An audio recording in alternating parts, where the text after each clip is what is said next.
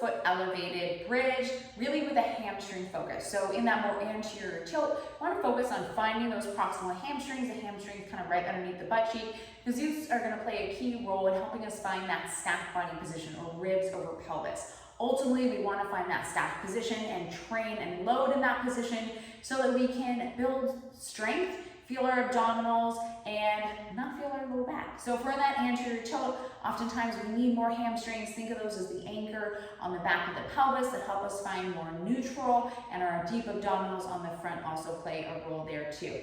So first off, it can be helpful to even connect with those proximal hamstrings, the hamstrings right below the butt cheek. I often like using a little bit of a foam pad for a little bit of foot elevation here in this position. You don't have to do that, but what I find is that kind of passively brings you a little closer to the ground, into a little bit more neutral, a little bit more posterior tilt.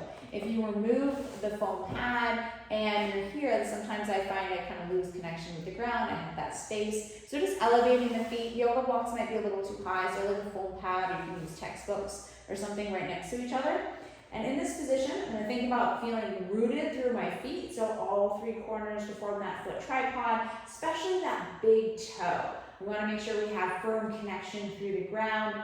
I'm going to think about finding these muscles right below my butt cheek, digging into my heels and almost pulling back on my heels. So I'm dragging my heels back in space without actually moving them, pushing into my big toe mound. I can feel my pelvis almost scooping under like a bowl, like my sits bones are coming closer towards my knees as I drag back on my heels at the same time. So I'm going to feel this muscle right here. I can think about pushing through the foam pad as I connect and feel those proximal hamstrings, and this is where I'll take my breaths. Remember, I don't want to go crazy on the pull because I don't want my hamstrings to cramp up, but thinking about inhaling and exhale, long exhale out the mouth.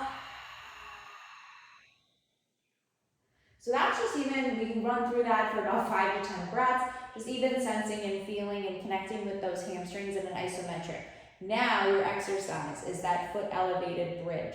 So once we've kind of connected with those hamstrings and we've thought about the sits bones kind of coming closer to the knees, we're finding a little bit of that tuck position without clenching on the glutes. We want the glutes to stay soft and squishy, and we're going to think about just pressing through the big toe mound, the inside edge of the heel, the whole foot as I come and bridge my hips up off the ground. I can take my hands up, I can drive them into the ground for more chest expansion, and I exhale lower.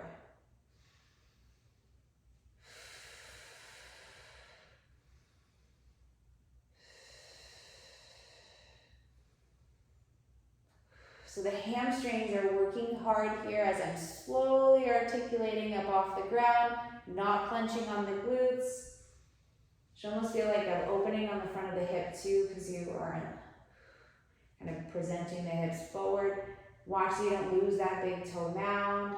Keep that little drag back on the heels as you think about maintaining that stacked position, the hamstrings pulling you under. So that's that foot elevated glute bridge. Remember, don't roll out to the outsides of the feet. That's going to be something we might want to do.